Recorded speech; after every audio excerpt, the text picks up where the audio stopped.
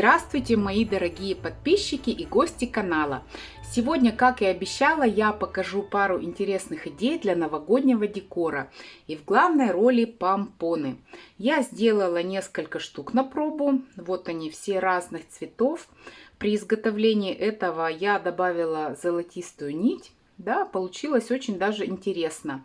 Нитка, которая скрепляет помпоны, ну, не совсем такого цвета, да, как сам помпон. Главное, чтобы она была крепкая.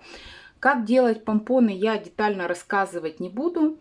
Роликов и мастер-классов по изготовлению помпонов очень много. И вообще сегодняшнее видео будет необычного формата. Я буду больше показывать, чем рассказывать. Итак, пряжа для изготовления помпонов подойдет любая. Вы знаете, что я еще и вяжу, поэтому такого добра у меня достаточно, да. Тут есть и синтетика, и чистая шерсть, и смесовая пряжа. Хлопка у меня нет, не знаю, какие из него получаются помпоны, можете попробовать.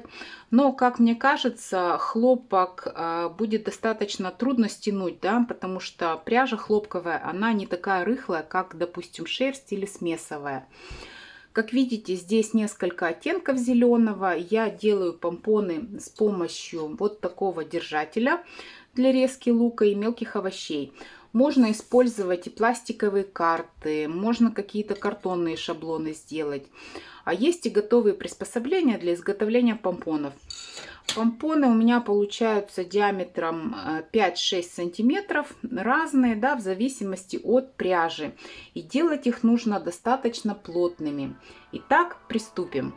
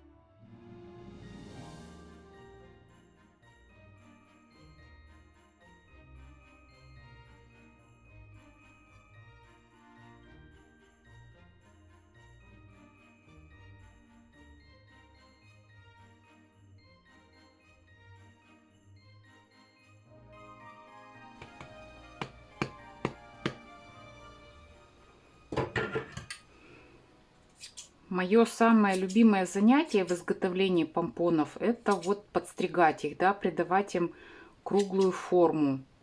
Я себя представляю каким-то супер элитным садовником, да, который придает деревьям такую форму круглую.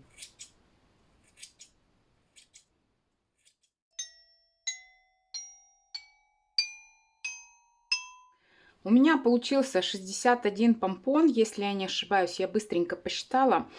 И пряжи у меня ушло около 300 грамм. Вот такую мне пришлось еще докупить, да, но интересный цвет такой глубокий зеленый. Это у меня осталось из нее. Ну, вот такие вот получились, да, не очень симпатичный цвет. Поэтому я решила ее всю не использовать. И вот такая светлая. Ну, если мне будет не хватать, я еще сделаю несколько штук. Итак, первым украшением я буду делать декор для новогоднего стола. За основу я взяла крышку от упаковки для пиццы, обычная картонная. И вот крышку от кастрюли. Диаметром она 26 сантиметров. Я подобный венок, правда побольше размером, видела на дверях магазина пряжа в том году. И, естественно, загорелась этой идеей сделать что-то подобное. Если вы хотите сделать такой венок и предполагаете вешать его на дверь, ну тогда можно сделать его, конечно, и побольше диаметром. Но я на дверь вешать не буду, даже несмотря на то, что если вешать его снаружи, он провисит долго, да. никто его не украдет. Тем не менее, я решила все-таки сделать на праздничный стол какое-то красивое украшение.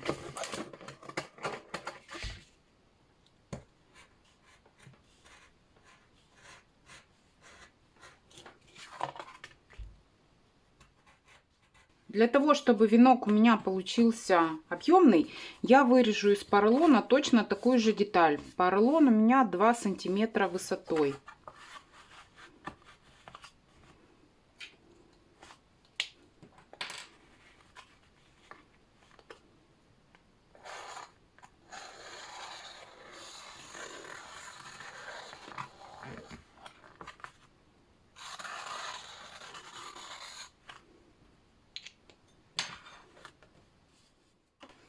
Поролон я закруглила по внешнему и по внутреннему кругу, да, вот срезала просто вот эти углы. И теперь осталось лишь крепить вот эти помпоны к этой поролоновой основе. Можно было бы вот эти нитки, да, продевать туда сквозь поролон, завязывать здесь узелки и таким образом крепить. Затем закрыть вот этим кольцом, все спрятать, да, вот эти все узелки, нитки. Но я сегодня разжилась клеевым пистолетом. Первый раз, вот он, похвастаюсь, да, держу его в руках. Так, здесь вот кабеля не хватает. Вот он у меня такой. И мне не терпится, конечно, его испробовать, поэтому я сначала приклею картонную основу к поролону, а затем буду приклеивать помпоны также клеевым пистолетом. Ну, обрежу вот эти все хвостики, да, в каком-то там произвольном порядке. Буду смотреть, раскладывать. Также я буду использовать вот такие шарики. Они стеклянные. Пластмассовые шарики я посмотрела в магазине, да, ну вот, а у них здесь такой как бы шов от склеивания двух деталей пластмассовых, поэтому я выбрала стеклянные. Ну, думаю, ничего страшного, этот венок все-таки будет висеть не на двери, а лежать на столе, как-то разбиться, упасть он не должен.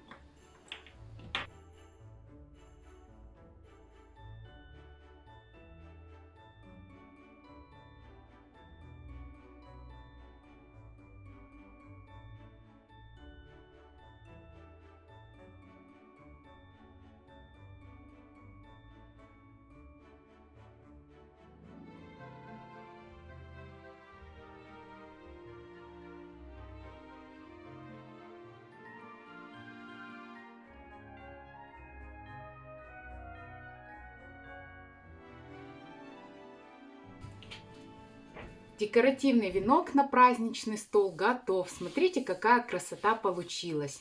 Я использовала 35 помпонов, как вы видите, разных диаметров, и большие, и маленькие, и средние. И задекорировала я свой венок в несколько аскетичном стиле.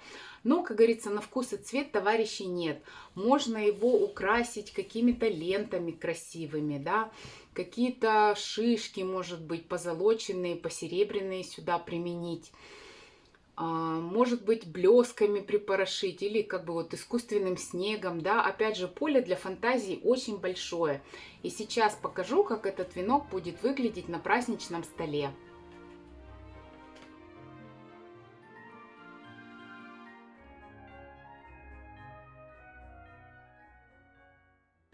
Помпоны у меня еще остались, и из них я сделаю елку. Из этого листа картона я вырежу четверть круга.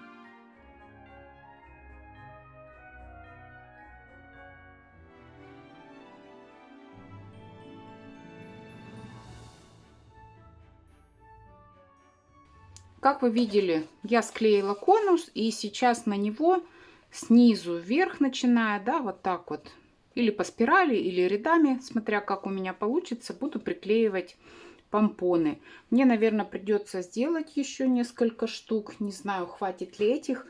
Наверное, я шарики тоже сюда буду приклеивать, ну, чтобы у меня и венок, и елка получились в одном стиле.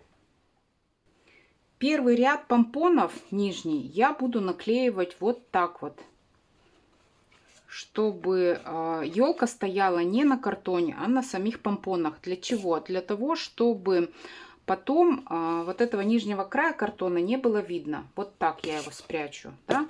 Если я буду приклеивать вот так, то это все видно будет.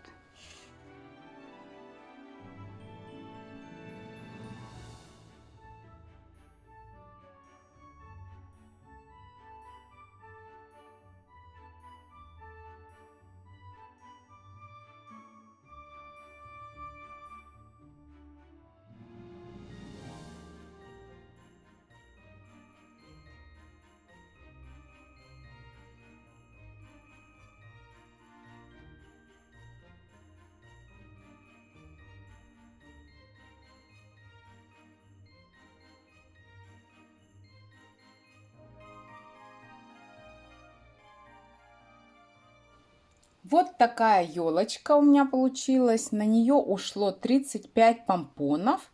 И высотой она 30 сантиметров. Я сверху приклеила шарик, но я ничего другого не нашла, чтобы за шарик можно было ее как-то перемещать, да, передвигать не за помпоны. Украсила я ее также скромно, как и свой венок декоративный. Кстати, это может быть неплохой идеей для новогодних поделок в садик или школу, если у кого-то есть дети, да. Сидеть вместе, крутить эти помпоны, развивать мелкую моторику. А главное, не шить, не вязать уметь не надо. Можно сделать гирлянду из помпонов, какие-то небольшие декоративные композиции с елочными игрушками или природными материалами. Я решила, что в течение года буду крутить потихоньку помпоны и к следующему Новому году сделаю елку побольше, метр, наверное, высотой. Шарики приклеивать не буду, чтобы можно было менять украшения каждый год. Гирлянду тоже можно приспособить хоть снаружи, хоть изнутри, да, чтобы огонечки были между помпонами. Ну, дальше я фантазировать уже сейчас не буду. Надеюсь, мое видео было для вас полезным. Всем желаю праздничного настроения. До свидания!